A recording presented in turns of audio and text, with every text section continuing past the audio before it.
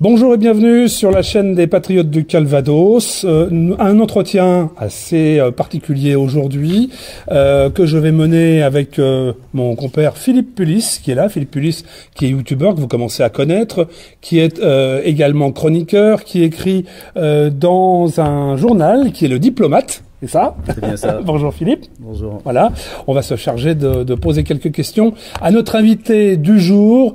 Nous nous consacrons à un sujet qui est cher aux patriotes puisqu'il fait partie de la charte et à l'article 15. Et il s'agit de la protection de l'enfant. Et pour répondre en détail aux questions que nous avons sur ce sujet qui est quand même très préoccupant, eh bien nous avons avec nous comme invité Madame Chantal Gatien. Bonjour Madame. Bonjour, et alors, merci à vous de m'avoir invité. Ben écoutez, voilà. C'est tout à fait normal. On attend avec impatience vos éclairages. Vous êtes présidente de l'APED, qui est l'association des parents et enfants en détresse. Oui. Vous êtes basé dans l'Orne, c'est ça? Oui. Voilà. Donc, ce qui serait déjà intéressant en quelques mots, c'est que vous nous décriviez l'origine de l'association et également la mission de votre association. Alors, la particularité de notre association, qui est pas une association très importante au nombre d'adhérents c'est d'être justement une association qui regroupe qui est organisée par des victimes et des anciennes victimes de placements abusifs, qui ont voilà, eu à souffrir des dysfonctionnements de l'aide sociale à l'enfance et qui ont été donc victimes de celle-ci. Et donc, c'est notre particularité, c'est de savoir et de connaître viscéralement, si je puis dire, le fonctionnement et les problématiques rencontrées par les parents quand ils sont victimes de ce genre de situation. Alors justement, l'ASE, donc vous le disiez, c'est l'aide sociale à l'enfance. Est-ce qu'on peut savoir comment ça fonctionne et quels sont les organismes qui gravitent autour et qui financent en fait voilà. l'ASE? Alors l'aide sociale à l'enfance a été longtemps l'attribution et toujours l'attribution de l'État, mais a été déléguée aux conseils départementaux par les lois de décentralisation, ce qui fait que l'organisme de tutelle est toujours censé être l'État, mais le fonctionnement lui-même est dévolu aux conseils départementaux qui fonctionnent totalement indépendamment, sauf sur le plan financier, puisque l'État verse des dotations compensatoires pour permettre aux conseils départementaux de gérer ce qui était une prérogative d'État. Donc c'est un système un petit peu bâtard, si je puis dire, où l'État s'est déchargé du problème. Et celui-ci est géré par des conseils départementaux qui, en même temps, sont financés pour le faire. Donc, on va en discuter peut-être à un moment donné. Oui, tout à fait, parce qu'il y a un problème d'opacité, voilà, il y a un je crois. problème d'opacité. Ouais. Il y a un problème aussi de conflit d'intérêts. Puisqu'on va le voir aussi plus tard, c'est le conseil départemental qui souvent décide ou demande au juge, qui demande et qui décide aussi d'une certaine manière de placer un enfant. Donc ça lui rapporte et en même temps c'est lui qui décide. Donc on met un juge dans l'affaire, parce qu'il y a un juge des enfants effectivement qui est appelé à se prononcer, à prendre la décision, mais il se fixe, il fait celle-ci uniquement sur les rapports des services sociaux. On va revenir sur la façon dont le curseur est placé pour déterminer ce qui est abusif ou pas. On va en reparler un petit peu plus tard. Philippe, tu as peut-être une question à poser. Ce qui est intéressant, c'est de vous présenter quelques chiffres clés, notamment le nombre de cas en France en 2023, voilà, pour donner des ordres de grandeur, en fait, en termes de familles touchées et d'enfants placés. Dans la protection de l'enfance, il y a deux types de décisions. Il y a des décisions, d'abord il y a des placements administratifs. Il ne faut pas les négliger. Il y a des parents qui rencontrent des problèmes et qui, volontairement, ou peut-être incités aussi, peut-être par certains sociaux, placent volontairement leurs enfants. Et puis, il y a ce qu'on appelle des placements judiciaires. C'est-à-dire que le parent, il va y avoir une information préoccupante qui va tomber on ne sait d'où. Et puis, le parent va être convoqué. Le juge ou le procureur va décider d'une information d'une OPP, c'est-à-dire une ordonnance provisoire de placement. L'enfant va rentrer en placement et ainsi de suite. Et puis, le placement va être confirmé par un magistrat. Donc ça, c'est le cas d'environ 350 000, voire plus, d'enfants. Alors on ne sait pas si dans ce nombre, on compte des mineurs non accompagnés ou pas. Il y a une certaine opacité aussi au niveau des chiffres. Mais en tous les cas, on sait qu'il y a un grand nombre de mineurs. Peut-être si on rajoute les mineurs non accompagnés, on arrive facilement à un demi-million de personnes, de mineurs. Là-dedans, il y a des mineurs qui sont maintenus dans la famille, mais qui ont simplement des mesures éducatives. D'accord. Alors, ils ont un dossier chez le juge des enfants, mais ils sont encore dans leur famille. Alors, si vous le permettez, juste, moi j'avais noté lors de l'émission sur Europe 1, qui est passée d'ailleurs à minuit, vous avez eu le courage de participer à cette émission à minuit, je tiens à le noter. Tout à fait. J'avais noté quand même 90 000 enfants placés. Alors là, je parlais de 500 000. Sur ces 350 000, il y a la moitié qui sont... En fait. Les chiffres vont varier, mais ils vont toujours en augmentation de toute manière. Plus 3%. Donc ça va pas en diminution. Ça va pas en diminution. Donc nous on avait parlé de 90 000 enfants placés abusivement en se basant sur un rapport qui avait été et des paroles qui avaient été prononcées par Monsieur Nave, qui est un inspecteur des affaires sociales, général des affaires sociales, qui avait fait une émission en 2006, envoyé spécial, où il disait qu'il y avait 50% des placements décidés qui étaient non nécessaires, entre guillemets. Donc non nécessaire, langue de bois, ça veut dire abusif. Qui aurait pu être évité. Il avait dit exactement qui aurait pu être évité. Alors bon, Monsieur Nave, à partir des chiffres de l'époque, on avait calculé 90 000.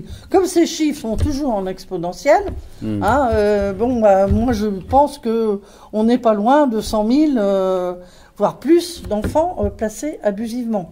Le chiffre, on ne le saura jamais exactement parce qu'on ne sait pas. Effectivement, selon certaines régions, il peut y en avoir plus.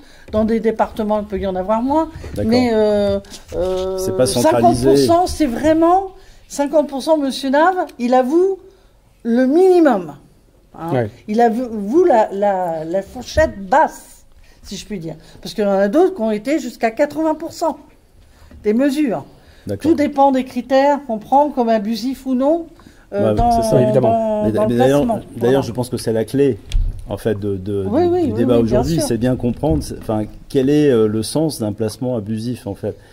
Comment on peut déterminer ce placement abusif, ou en d'autres termes, un placement justifié se justifie de quelle manière? Il faut aller dans les causes du placement. Donc la Cour de cassation quand même a rappelé dernièrement une vérité fondamentale, que le placement doit être le cas le plus rare, et que le maintien de l'enfant dans la famille doit être la règle et non l'exception. Et on voit bien dans les mesures qui sont faites et dans le taux de placement que c'est l'inverse. C'est l'inverse qui se produit. Alors il y a aussi une précision à faire au niveau des médias. Quand vous voyez des émissions sur la 2, comme avec Félie Meunier, je ne sais plus son nom, cette présentatrice qui présente les émissions, les reportages qui font honte à l'ASE, quand même, où elle dit oui, mais l'ASE sauve des milliers d'enfants en les retirant à leurs parents maltraitants.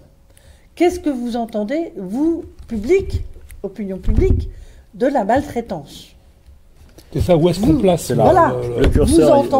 Vous entendez, ce sont des enfants battus, maltraités par leur famille, qui sont privés de nourriture, de soins, ou ce genre de choses, ou déscolarisés, ou autre chose.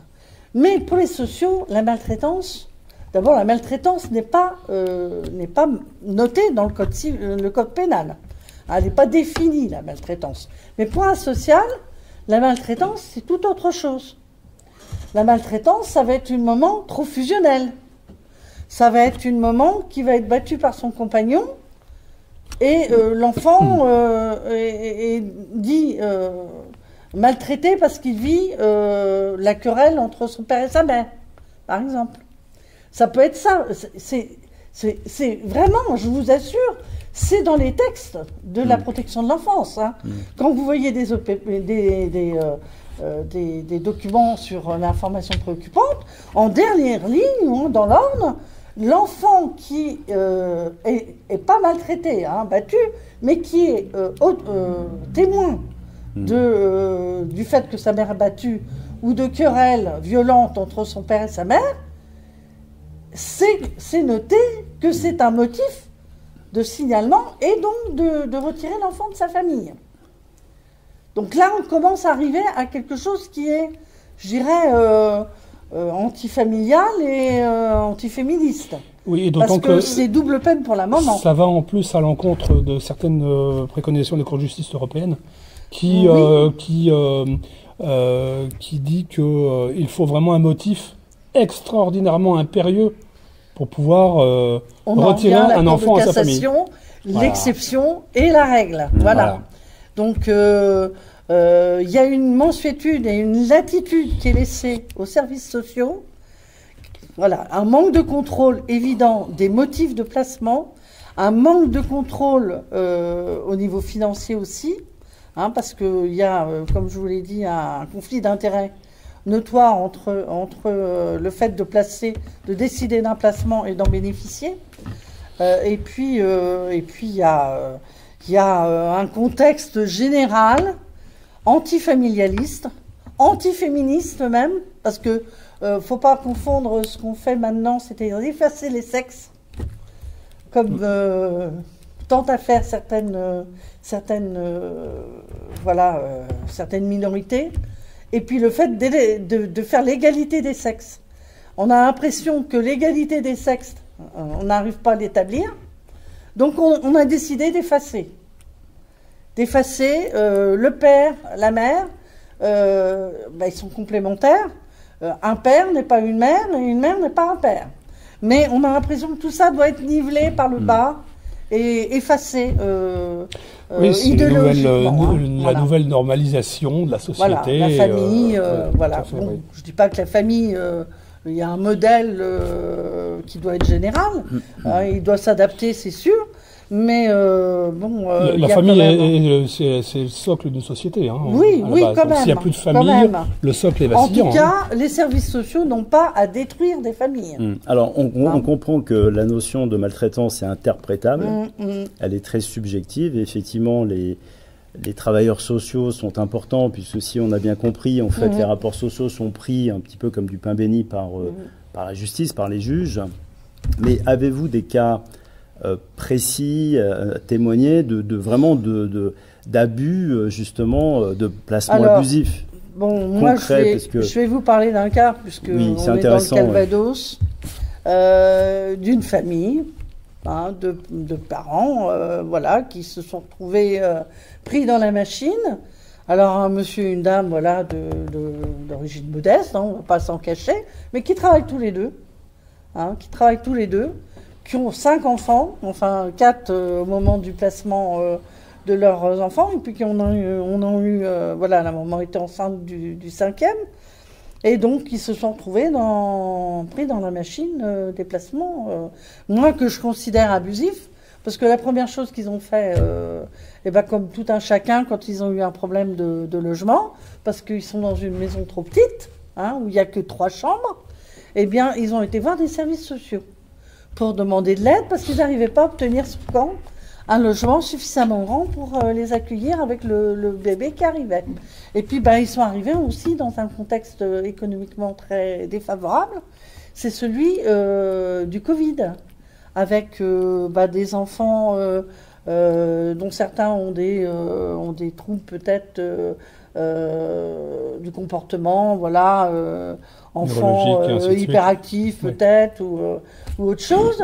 Et ils se sont trouvés effectivement avec leurs enfants cloîtrés chez eux à la maison parce qu'il n'y avait plus d'école, plus de travail non plus pour les uns et les autres, des difficultés économiques, la maman enceinte, la grand-mère qui aidait beaucoup et qui décède dans le même temps.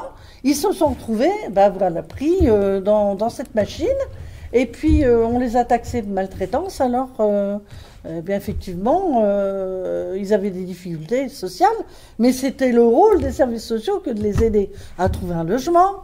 Voilà. En quoi est-ce que le fait de leur retirer leurs enfants, leurs 4 enfants, de les mettre chacun dans 4 familles d'accueil différentes, améliore la situation pour les enfants, améliore la situation pour les parents et la famille en général. Voilà.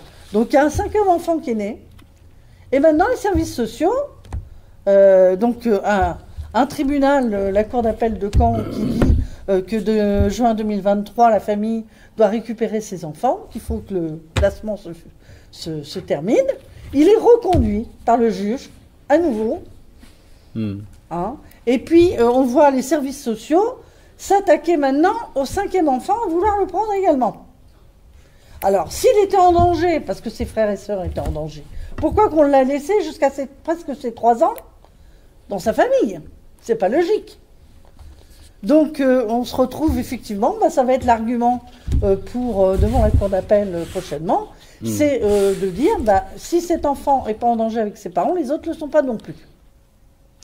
Donc, il va falloir effectivement que le juge prenne une décision qui soit en faveur de la famille, de la fratrie aussi. C'est important que la fratrie soit réunie.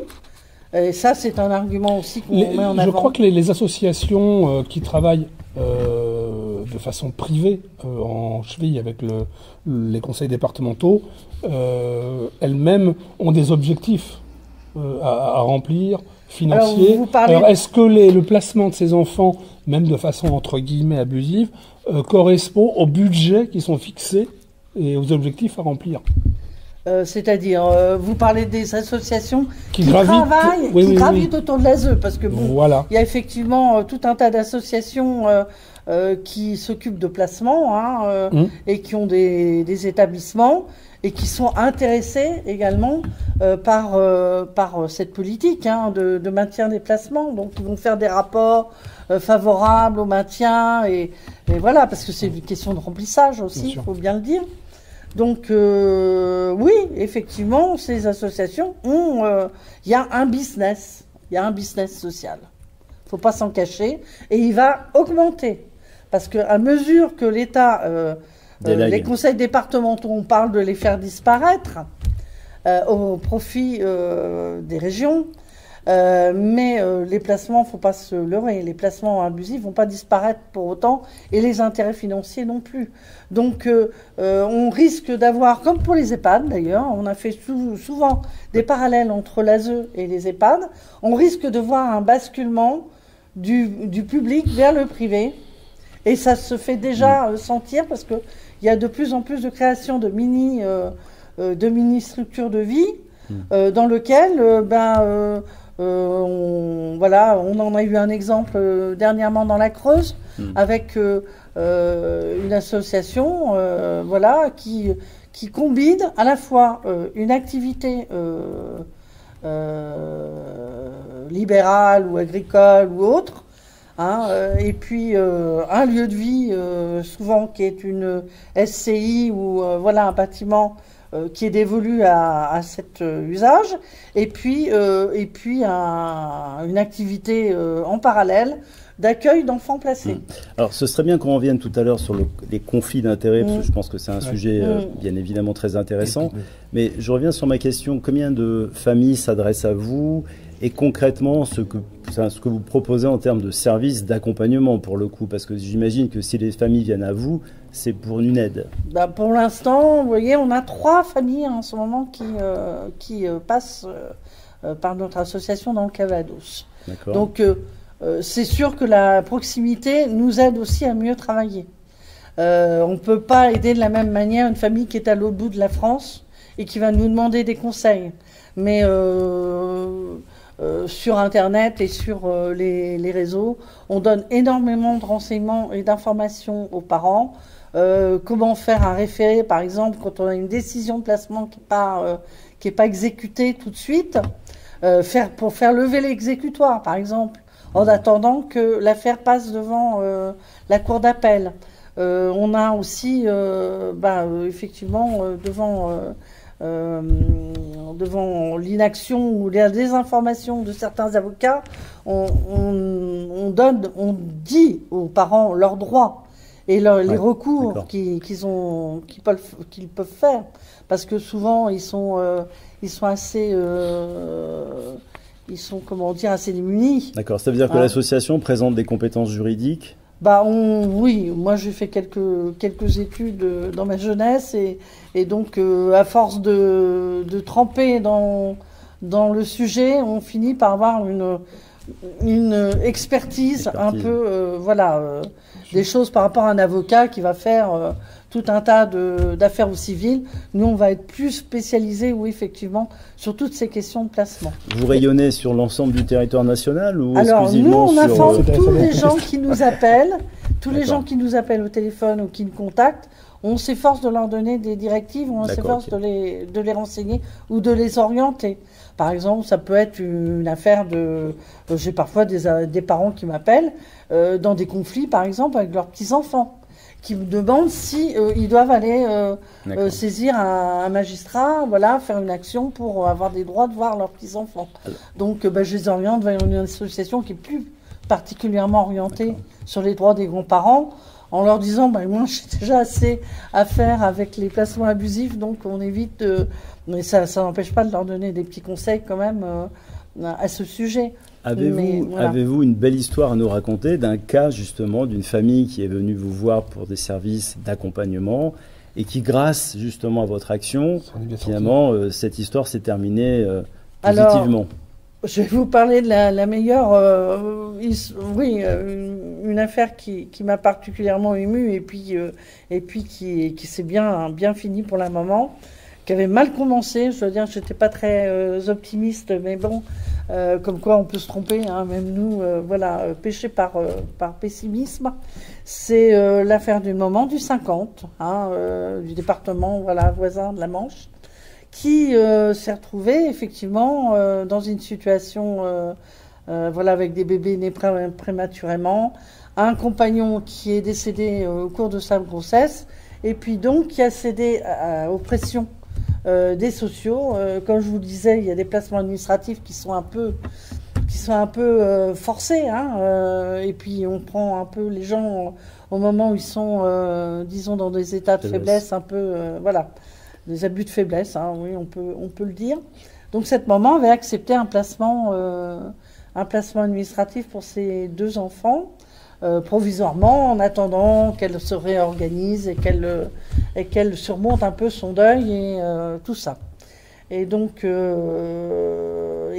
elle a voulu récupérer ses enfants au bout de la période, ça s'est très mal passé et les sociaux ont saisi le juge des enfants pour maintenir le placement et le judiciariser.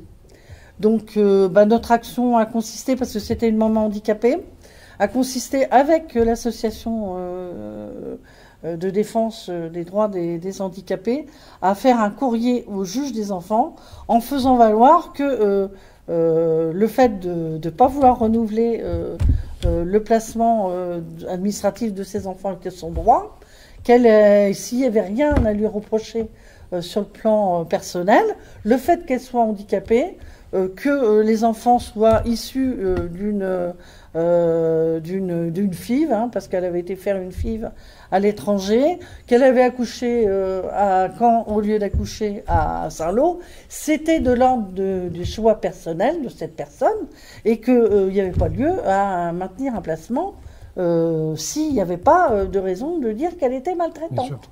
Donc, le juge donc malgré la pression des sociaux, a pris une décision d'AEMO pendant 6 mois. AEMO qui s'est fini positivement pour la maman. Et donc, la maman est maintenant avec ses 2 bébés sans aucune aucun suivi social et voilà. L'action bénéfique de votre association. Bah, je pense que la lettre qu'on a adressée, voilà, on n'a pas eu à aller jusqu'à un procès. Mais le meilleur moment où on peut agir, c'est avant que le placement ne soit décidé.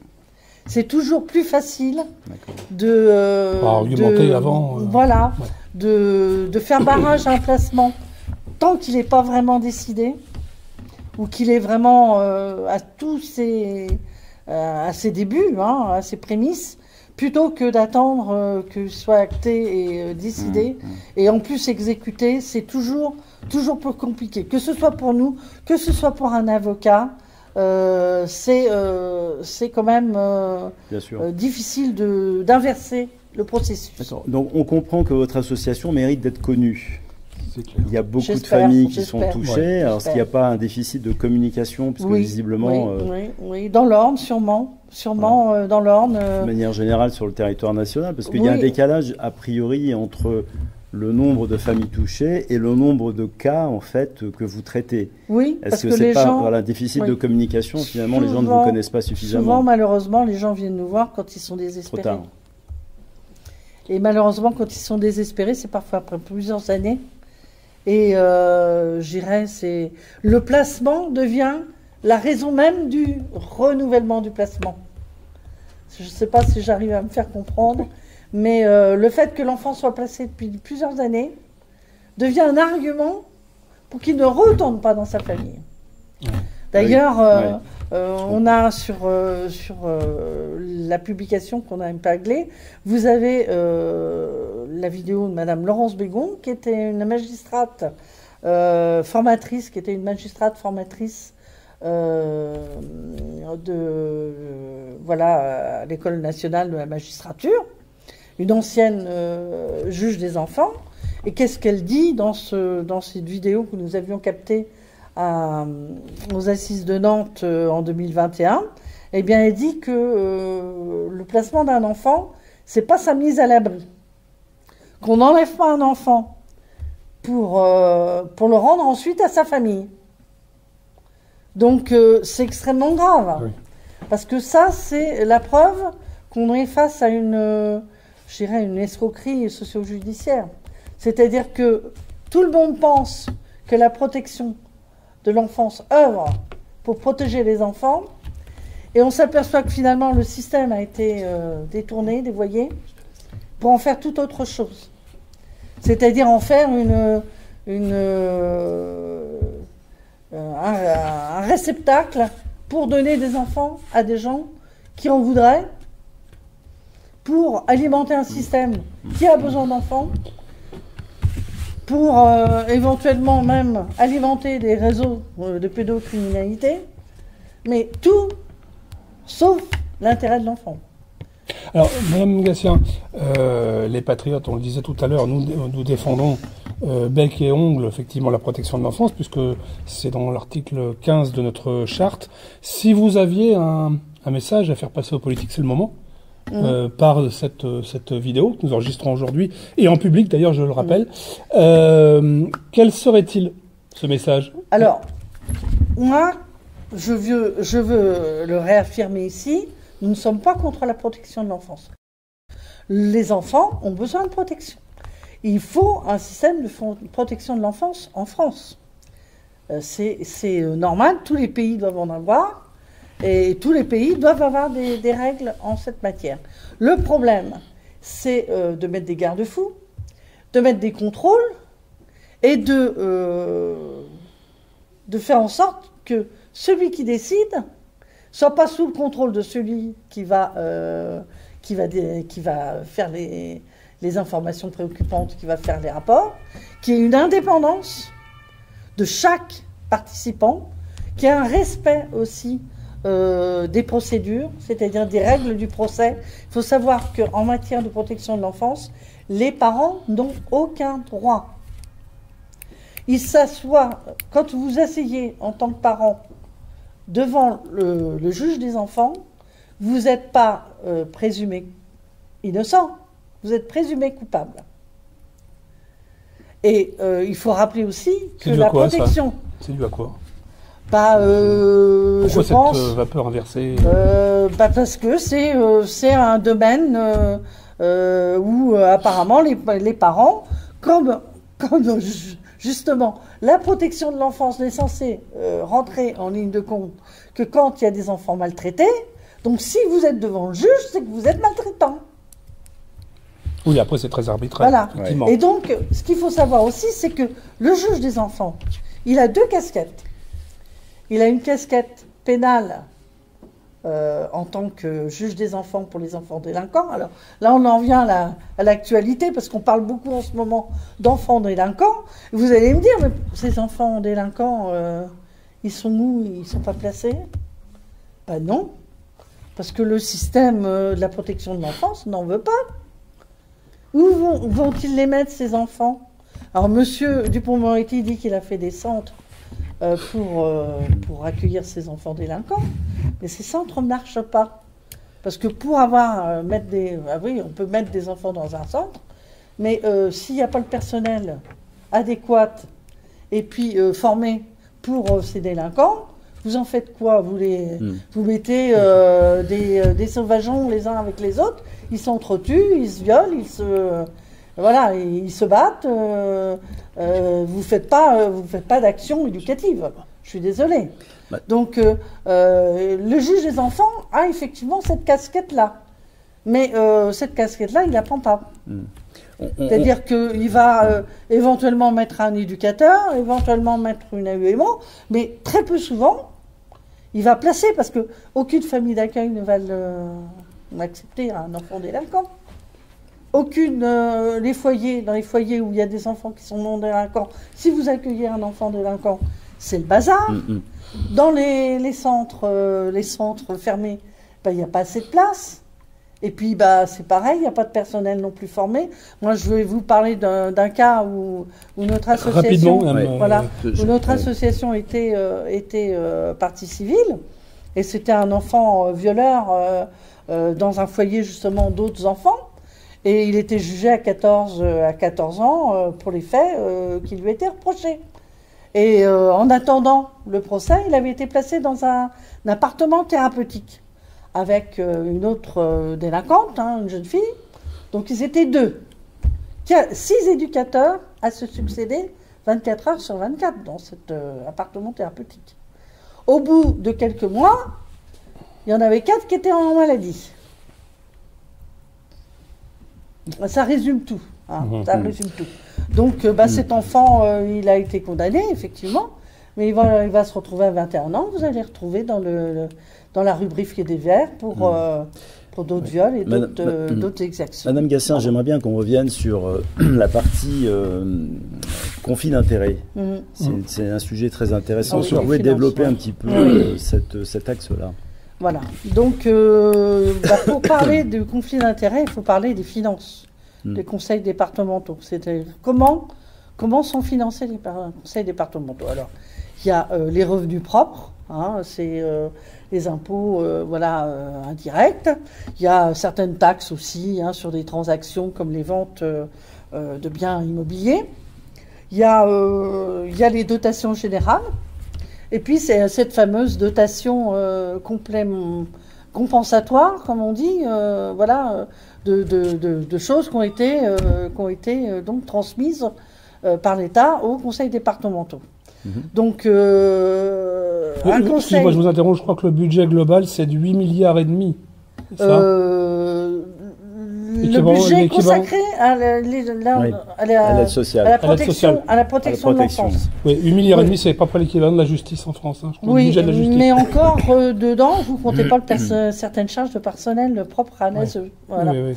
Vous comptez que à la limite le référent, la famille d'accueil et ainsi de suite. Mais je pense que dans les 8-9 milliards, on est loin du compte quand même. C'est déjà pas mal. Mais il faut savoir aussi que les budgets départementaux, c'est 90 milliards d'euros. Oui, pour les au total. Et sur un département comme l'Orne, par exemple, si on se base que sur 50% de placements non nécessaires, moi je dis abusif, mais bon, non nécessaires, Ça fait plus de 40 millions de... je dirais, qui sont détournés du budget de l'État vers celui du conseil départemental à mauvais escient. Alors Madame Gassin, j'insiste un petit peu sur ce conflit d'intérêts. J'avais compris qu'il y avait dans toute cette chaîne des associations privées qui étaient justement intégrées à cette dynamique de placement d'enfants, et que certaines associations préconisaient le placement et en même temps préconisaient la solution du placement, d'où un conflit d'intérêts potentiel. Alors, est-ce que c'est vrai? Est-ce qu'elle pouvait étayer cette partie-là? Oui. Elle semble essentielle. Mais dans toutes les... Bien sûr, tout le monde mange dans l'atelier. Et je dirais même les conseillers départementaux, à partir du moment qu'ils reçoivent des émoluments pour leur mandat, des budgets, ils participent aussi. Ils ont besoin aussi de cet argent.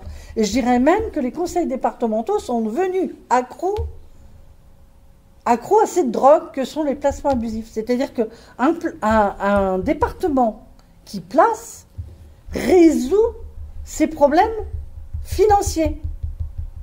Il a en main le pouvoir, la capacité d'augmenter à volonté son budget.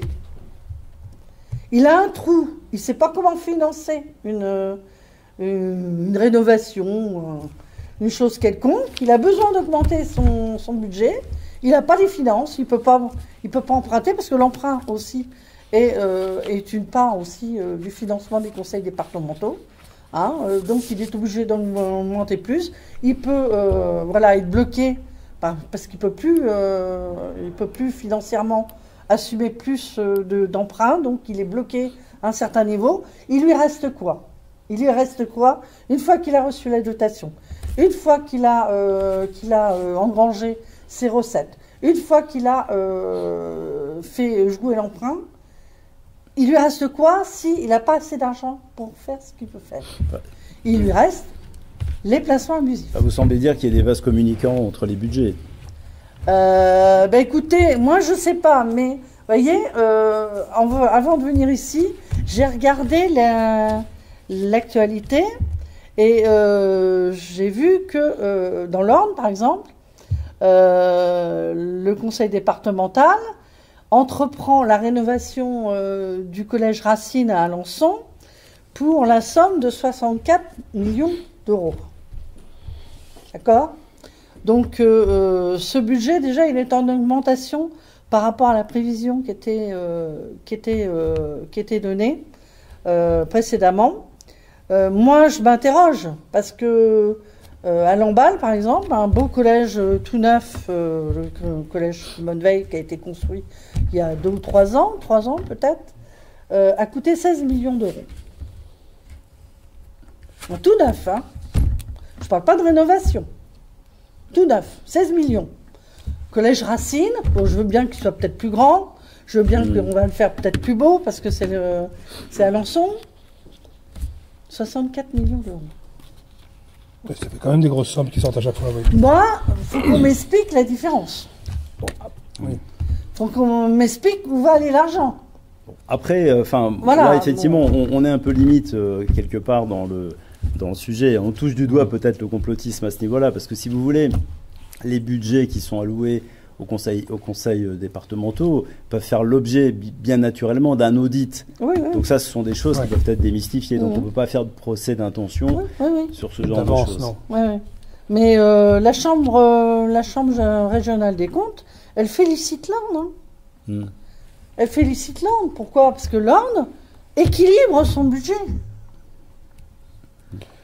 Voilà, il n'y a pas de trou. Vous pensez qu'il y a quand même une passerelle malgré tout entre ces budgets-là et ce qui peut être douteux au niveau de la Moi, je pense qu'il y a carrément un détournement de fonds publics via les placements abusifs. D'ailleurs, quand vous lisez, vous écoutez le reportage de Monsieur Nave, le journaliste. Par quelle question finit-il son reportage? à qui profitent les placements abusifs? C'est la question qu'il pose à la fin du reportage. Est-ce qu'il y a des associations privées, justement, qui interviennent? Cela, on comprendrait mieux, finalement, cette notion de conflit d'intérêts, cette notion de budget. Parce que comment fonctionnent les associations? Elles ont des budgets. Alors, elles sont toutes maintenant en fondation. Objectif. Elles se sont toutes mises en fondation. En fondation. En fondation. Ce qui permet d'être plus opaque. Plus opaque. Parce que, voilà, il suffit de nommer un conseil d'administration avec ses amis, avec ses... Voilà. Et puis, tout le monde marche du même pas. Hein, avant, c'était une association. Ça veut dire que vous allez avoir des parents qui vont vous poser des questions, qui vont avoir un droit de vote. Ça peut être gênant. Donc, ils se sont tous mis en fondation, ce qui permet une opacité... un écran supplémentaire. Voilà, de se protéger de certains... Mais ceci dit, est-ce que vous confirmez le fait que ces fondations préconisent parfois des placements et en même temps présentent une solution de ce placement? Oui, est-ce que vous confirmez ça? Bien sûr, mais ça c'est général, c'est pas simplement... les associations, c'est aussi le conseil départemental. C'est à tout niveau. Je ne sais pas si quelqu'un a entendu parler du scandale de Bibiano en Italie.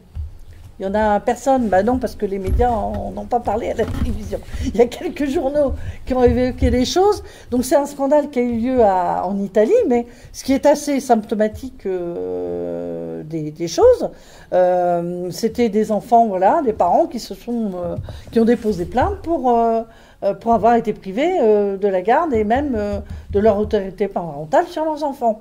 Et donc ils ont porté plainte et les carabiniers italiens ont enquêté. Et effectivement, là, c'était plus local parce que la protection de l'enfance là-bas est gérée au niveau d'une agglomération de petites villes. Et voilà, donc plus petite sans doute qu'un conseil départemental au niveau administratif. Donc ils ont enquêté. Et qu'est-ce qu'ils ont découvert? Effectivement, qu'il y avait tout un tas de personnes. Il y a eu 18 personnes qui ont été quand même impliquées, qui ont été mises en examen dans cette affaire. Et donc les enfants avaient été, certains, carrément adoptés par des couples homosexuels, où ils étaient victimes d'abus. D'autres avaient été plus ou moins torturés, dit-on, pour accuser leurs parents de maltraitance alors qu'ils ne l'avaient pas été. Et ainsi de suite. Donc, il y a eu 18 personnes qui ont été mises en examen. Et donc, on s'est aperçu qu'il y avait 18 personnes qui, en osmose, si je puis dire, les uns soutenant les autres, et ainsi de suite. Ça allait du maire de la ville au magistrat, et ainsi de suite, marchaient tous dans le même système pour retirer ces enfants donc à leur famille. Et donc empocher au passage des sommes d'argent qu'ils n'auraient pas dû percevoir. Parce que chacun rémunérait l'autre pour son travail, et ainsi de suite. Est-ce qu'en parallèle, il y a des enquêtes ouvertes par rapport à ça? Alors, les enquêtes, elles ne sont pas divulguées d'une manière très... Mais il y en a d'ouvertes quand même. Il y en a sans doute d'ouvertes. Il y en a sans doute. Ouais. Il y a 2 ans, les services de l'aide sociale, de la Direction générale des affaires sociales, a mandaté 2 personnes, par exemple, pour aller enquêter à Marseille, auprès de l'aide sociale à l'enfance de Marseille, et des dysfonctionnements qui étaient apparus. Ça, c'était après le suicide d'une jeune fille qui était donc dans l'association Village d'enfants. Et donc, à la suite de son suicide, il y a eu des enquêtes qui ont été menées et d'autres dysfonctionnements. Il n'y avait pas que celui-là. Il y avait aussi une déléguée syndicale qui avait dénoncé aussi des malversations de l'association dans laquelle elle travaillait. Il y avait tout un tas d'affaires, sûrement de prostitution aussi et de délinquance et de drogue qui étaient donc tout ça pendant 4 mois. Ils ont enquêté. Mais on ne sait pas vraiment, ça n'a pas vraiment été mis sur la place publique ce qui avait été vraiment découvert. Je pense qu'il va falloir qu'on conclue quand même. On va peut-être rappeler déjà le site internet de votre association, peut-être. Alors, le site internet, donc on est sur Facebook, l'association Parents et Enfants en détresse. D'accord. Les publications, j'en fais aussi sur mon compte personnel, Chantal Gatien. L'association, elle est joignable sur, vous trouverez nos coordonnées sur les pages Facebook. Oui.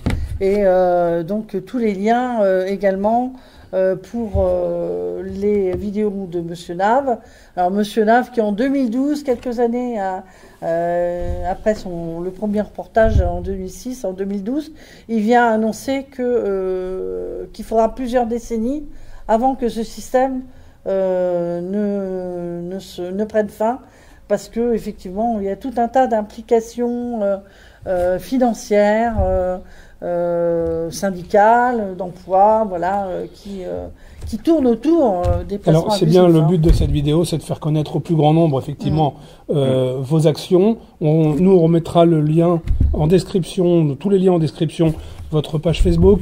On va mettre également le lien de l'émission de nos confrères d'Europe 1, de laquelle nous sommes inspirés aussi pour cette émission, qui a été menée l'année dernière, il y a tout juste un an d'ailleurs, au mois de mai, c'était le 11 mai je crois, par mon confrère Olivier Delacroix.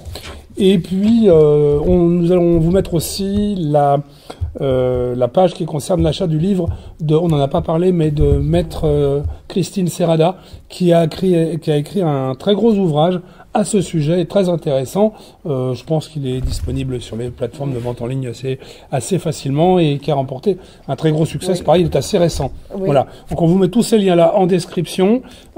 Surtout, rejoignez donc la page Facebook de Madame Gatien. Contactez-les si vous êtes dans le cadre de parents en détresse. L'association Enfants Parents en détresse, c'est là pour vous, dans l'Orne, mais elle intervient dans la mesure du possible sur toute la France. Oui, en information, nous renseignons tout le monde. Et je voudrais rappeler, puisque vous parlez du livre de Madame Serrada, il y a un point important qu'elle rappelait dans ce livre. Il y a plus d'enfants détenus à l'ASE abusivement qu'il y a de prisonniers dans les prisons françaises actuellement. Voilà. Ouais. Merci beaucoup. Merci. Madame Gatien. Bon retour dans l'Orne. Et puis merci au public qui était là un petit peu. On peut les entendre. Je vous en prie, applaudissez. Merci d'être venu. Et puis on tâchera de renouveler une prochaine fois un prochain entretien dans le même genre si ça vous a plu. N'hésitez pas, si vous avez aimé cette vidéo, de mettre un pouce en l'air, de vous abonner à la chaîne, de repartager évidemment au plus grand nombre. Il faut que ces actions se sachent. Merci et à une prochaine fois. Merci.